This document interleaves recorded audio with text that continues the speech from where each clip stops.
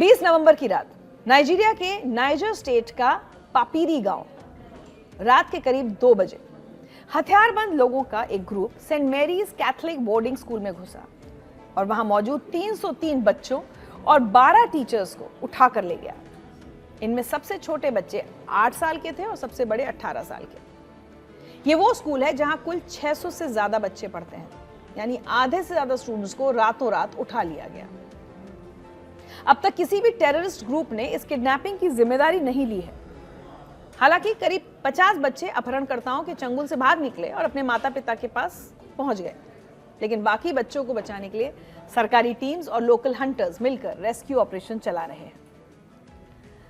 लेकिन किडनैपिंग की अकेली घटना नहीं है। कुछ दिन पहले ही पास के एक और राज्य के स्कूल से 25 लड़कियों को उठा लिया गया था। और अगर हम 2025 की बात करें तो जनवरी से अक्टूबर तक सिर्फ 10 महीनों में नाइजीरिया में 7,000 से ज्यादा क्रिश्चियंस के मारे जाने की रिपोर्ट्स आई हैं। इसके अलावा करीब 7,800 लोगों को किडनैप किया गया। इस पूरे मामले में सबसे बड़ा ट्विस्ट तब आया जब अमेरिकी प्रेसिडेंट डोनाल्ड ट्रंप ने खुलकर ऐलान किया कि अगर नाइजीरिया की सरकार क्रिश्चियंस की हत्याओं को नहीं रोकती तो अमेरिका मिलिट्री एक्शन ले सकता है।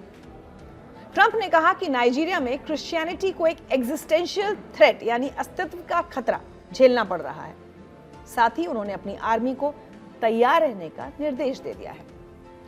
नाइजीरिया में क्रिश्चियंस और मुस्लिम्स के बीच झड़पें कोई नई बात नहीं है। यह तनाव 1953 से चला आ रहा है, लेकिन 2009 के बाद से हालात और भी खराब हो गए जब बोको हराम नाम का इस्लामिक टेररिस्ट ऑर्गेनाइजेशन सामने आया।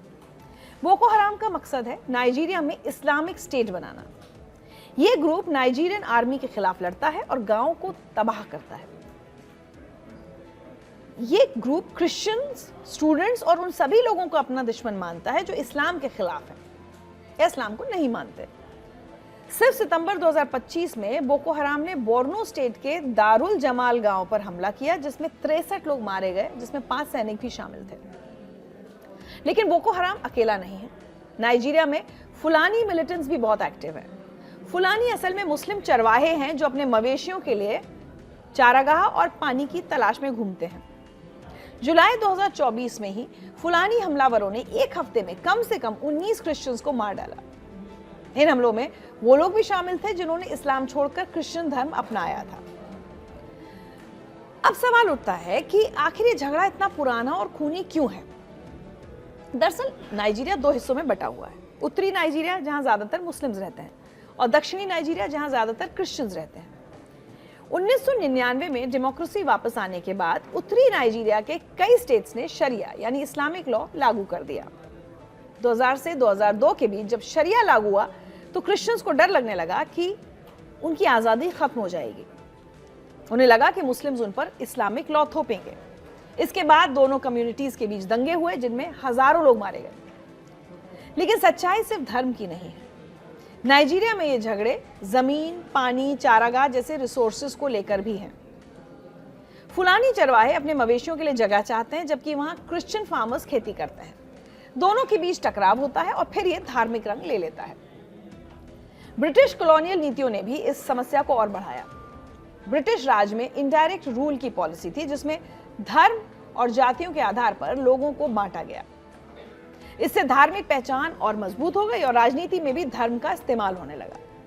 अब बहुत जरूरी सवाल यह है कि क्या सिर्फ क्रिश्चियंस को ही मारा जा रहा है या मुस्लिम्स भी मर रहे हैं। तो इस पर एक्सपर्ट्स कहते हैं कि हालात बहुत उलझे हुए हैं। बोको हराम और फुलानी मिलिटेंट्स वैसे तो क्रिश्चियंस को निशाना बनाते हैं, लेकिन इनके हमलों में मुसलमान भी मारे जाते हैं। गौर से देखा जाए तो बोको हराम के सबसे ज्यादा शिकार मुसलमान ही हैं, क्योंकि ये ग्रुप मुख्य रूप से मुस्लिम इलाकों में ऑपरेट करता है। नाइजीरिया वॉच डेटाबेस के मुताबिक बहुत से पीड़ितों की धार्मिक पहचान तक पता नहीं चल पाती। करीब 51% सिविलियन विक्टिम्स और 10% नॉन सिविलियन विक्टिम्स का धर्म ही नहीं पता। एक्सपर्ट्स कहते हैं कि नाइजीरिया की हिंसा को सिर्फ क्रिश्चियन वर्सेस मुस्लिम कहना बहुत आसान है, लेकिन ये पूरी कहानी नहीं है। असली वजह है जातीय दुश्मनी, जमीन के झगड़े, अपराध और गरीबी। धर्म तो बस ऊपर से दिखता है, असली लड़ाई रिसोर्सेज की है। नाइजीरिया की सरकार इन हमलों को रोकने की कोशिश तो कर रही है, लेकिन बहुत कामयाब नहीं हो पा रही। अब तक सरकार बोको हराम को कंट्रोल करने में नाकाम रही है।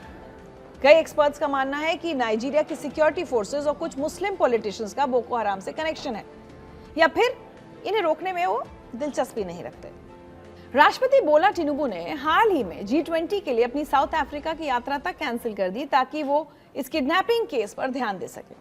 सरकार ने रेस्क्यू टीम्स भेजी हैं और लोकल हंटर्स की भी मदद ली जा रही है, लेकिन इस पूरे मामले में सरकार का एक बयान भी विवादित रहा। नाइजर स्टेट गवर्नमेंट के सेक्रेटरी ने कहा कि सेंट मैरी स्कूल ने गवर्नमेंट को बताए बिना और क्लियरेंस लिए बिना स्कूल खोल दिया था, जिससे बच्चों की जान खतरे में पड़ गई। यानी सरकार कह रही है कि उन्हें इलाके में खतरे की जानकारी थी, लेकिन स्कूल ने उसे इग्नोर किया। अब एक मुश्किल सवाल, क्या अमेरिका सच में नाइजीरिया में घुसकर मिलिट्री ऑपरेशन कर सकता है? इस पर एक्सपर्ट्स कहते हैं कि यह बहुत मुश्किल है, क्योंकि पहली बार अमेरिका को इसके लिए लीगल आधार चाहिए। 2001 का authorisation for use of military force या फिर प्रेसिडेंट की संवैधानिक शक्तियां, दोनों में से कोई भी इस केस में ठीक से लागू नहीं होती, क्योंकि नाइजीरिया में ईसाइयों का मारा जाना एक मानवीय संकट है, ना कि अमेरिका की राष्ट्रीय सुरक्षा के लिए सीधा खतरा। ना तो बोको हराम ने अमेरिका पर हमला किया है, ना ही वो अमेरिकन सिटीजन्स को टारगेट कर रहे हैं। तो ये पूरी तरह से नाइजीरिया की इंटरनल प्रॉब्लम है। दूसरी बात, अमेरिका के पास अफ्रीकॉम यानी अफ्रीका कमांड ने जो ऑप्शंस दिए हैं वो ज्यादातर नाइजीरिया की सिक्योरिटी फोर्सेस के साथ पार्टनरशिप बढ़ाने के बारे में है, लेकिन लेही लॉ के तहत अमेरिका उन सिक्योरिटी फोर्सेस की मदद नहीं कर सकता जिन पर मानवाधिकारों के उल्लंघन का आरोप हो। नाइजीरिया के राष्ट्रपति बोला तिनुबू और विदेश मंत्री यूसुफ टुगर ने ट्रंप के बयानों को पूरी तरह खारिज कर दिया है। उनका कहना है कि नाइजीरिया में जो हिंसा हो रही है वो संसाधनों की लड़ाई है, जिसे जानबूझकर धार्मिक उत्पीड़न के रूप में पेश किया जा रहा है। नाइजीरिया की सरकार ने साफ कहा है कि अगर अमेरिका मदद करना चाहता है तो स्वागत है, लेकिन नाइजीरिया की संप्रभुता और अखंडता का सम्मान करना होगा। अब यह समझना जरूरी है कि अमेरिका और नाइजीरिया के बीच रिश्ते कैसे हैं। तो 2024 में दोनों देशों के बीच $13 बिलियन यानी करीब 1 लाख करोड़ रुपए का व्यापार हुआ। नाइजीरिया अमेरिका का अफ्रीका में दूसरा सबसे बड़ा ट्रेड पार्टनर है। अमेरिका मुख्य रूप से नाइजीरिया से तेल खरीदता है। दूसरी तरफ अमेरिकन कंपनीज नाइजीरिया में इन्वेस्ट करना चाहती हैं, लेकिन वहां बिजली की कमी और 67 तरह के अलग अलग टैक्सेस जैसी समस्याएं हैं, तो नहीं कर पा रही हैं, मुश्किल आ रही है। इसके अलावा ट्रंप ने पहले से ही नाइजीरिया को कंट्री ऑफ पर्टिकुलर कंसर्न घोषित कर दिया है। इसका मतलब है कि नाइजीरिया में मिलिट्री एड पर रोक लग सकती है। इसे लेकर इसी हफ्ते नाइजीरिया के सिक्योरिटी एडवाइजर मालम मोहम्मद वॉशिंगटन में अमेरिकन डिफेंस सेक्रेटरी और स्टेट डिपार्टमेंट के अधिकारियों से मिले हैं। नाइजीरिया में 2019 से 2023 के बीच करीब 17,000 ईसाई मारे गए हैं। 2025 के सिर्फ 7 महीनों में 7,000 से ज्यादा। इन आंकड़ों के पीछे तबाह हुए परिवार हैं, जले हुए गांव हैं और विस्थापित कम्युनिटीज हैं। लेकिन यह भी सच है कि मुसलमान भी इसी हिंसा के शिकार हो रहे हैं। तो सवाल यह है कि नाइजीरिया की इस त्रासदी का हल क्या है? अमेरिका की धमकियां या नाइजीरिया की सरकार की कोशिशें, या फिर कुछ और? शायद जवाब इतना आसान नहीं है, क्योंकि जब तक गरीबी है, बेरोजगारी है और जमीन और पानी के झगड़े हैं, तब तक बंदूकें चलती रहेंगी, चाहे वो किसी भी धर्म के नाम पर क्यों ना हो। और सबसे बड़ी बात, जब तक नेता वोट पाने के लिए धर्म को हथियार की तरह इस्तेमाल करते रहेंगे, तब तक ये आग बुझने वाली नहीं।